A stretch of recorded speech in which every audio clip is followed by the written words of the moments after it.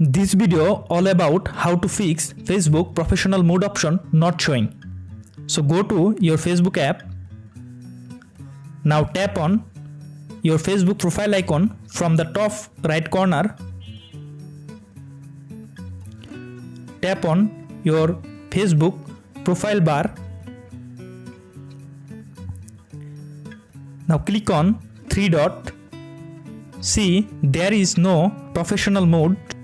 So remember that if your Facebook account is locked, you make sure your Facebook account unlock first.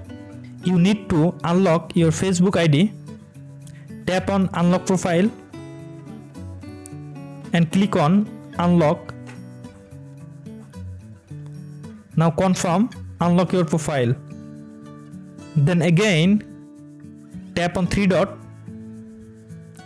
Now see, your Facebook professional mode is showing on your Facebook profile. So if you want to fix Facebook professional mode option not showing problem, this video for you.